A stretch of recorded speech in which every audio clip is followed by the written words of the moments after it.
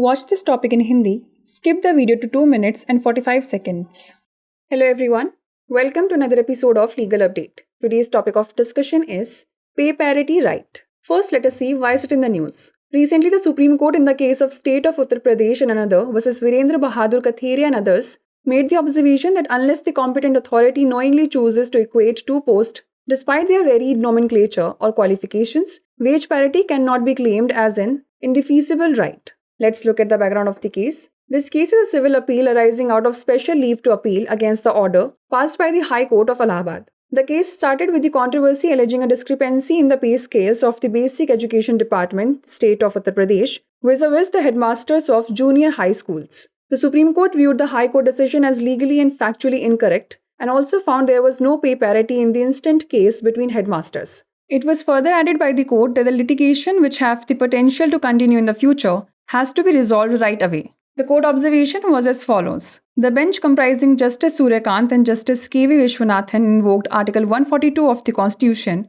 to pass orders in the larger interest of the administration of justice. The court highlighted that the prescription of pay scale for a post involves a policy decision based upon the recommendations of an expert body, and the state's responsibility is merely to guarantee that the pay structure for higher or promotional positions is not lower than that of the feeder cadre. Let's know more about Article 142 of the Constitution of India. This article deals with the enforcement of decrees and orders of the Supreme Court. It gives the Supreme Court the authority to make any order necessary to ensure complete justice in any case before it. These orders are enforceable across India as prescribed by Parliament or, until then, as directed by the President.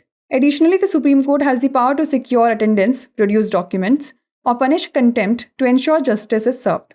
Let's now discuss a case law related to it. Shaira Bano vs. Union of India 2017. The Supreme Court struck down the practice of instant triple talaq as unconstitutional. The Supreme Court used its powers under Article 142 to put an injunction on the practice until the legislature enacted a law.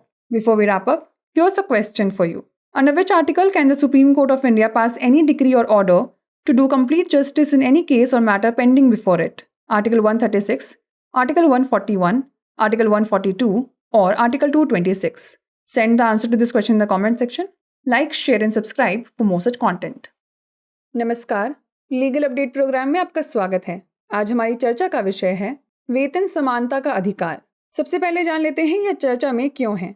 हाल ही में सर्वोच्च न्यायालय ने उत्तर प्रदेश राज्य एवं अन्य बनाम वीरेंद्र बहादुर कठेरिया एवं अन्य में यह टिप्पणी की है कि जब तक सक्षम प्राधिकारी जानबूझकर दो पदों को उनके अलग अलग नामकरण या योग्यता के बावजूद समान करने का विकल्प नहीं चुनता है, तब तक वेतन समानता को एक अपरिभाषित अधिकार के रूप में दावा नहीं किया जा सकता है।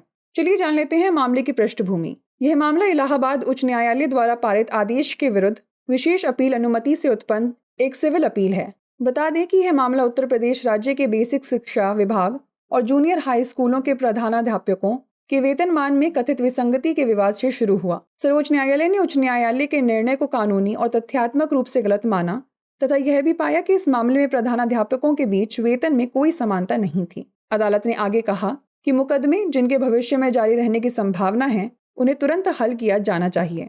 न्यायालय के अवलोकन की बात करें तो न्यायमूर्ति सूर्यकांत और न्यायमूर्ति के.वी. विश्वनाथन की पीठ ने न्याय प्रशासन के व्यापक हित में आदेश पारित करने के लिए संविधान के अनुच्छेद 142 का हवाला दिया।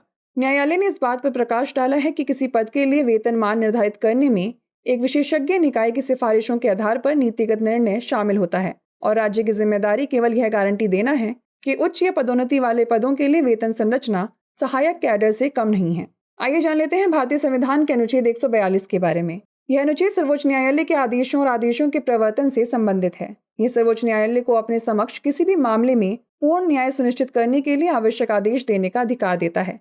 ये आदेश संसद द्वारा निर्धारित होंगे या जब तक राष्ट्रपति के निर्देशानुसार पूरे भारत में अपरिवर्तनीय होंगे। इसके अतिरिक्त सर्वोच्च न्यायालय के पास न्याय सुनिश्चित करने के लिए उपस्थिति सुनिश्चित करने, दस्तावेज प्रस्तुत करने या अवमानना का दंड देने की शक्ति है।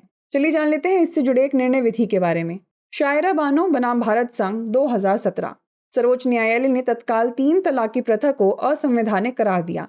सर्वोच्च न्यायालय ने अनुच्छेद 142 के तहत अपनी शक्तियों का प्रयोग करते हुए विधानमंडल द्वारा कानून पारित किए जाने तक इस प्रथा पर रोक लगा दी।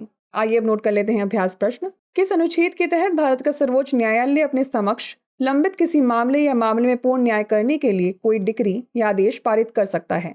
अनुच्छेद 136, अनुच्छेद 141, अनुच्छेद 142 या अनुच्छेद 226? इसका उत्तर हमें कमेंट सेक्शन में ज़रूर भेजिएगा। ऐसी और वीडियोस देखने के लिए लाइक, शेयर और सब्सक्राइब करना ना भूलें। धन्यवाद।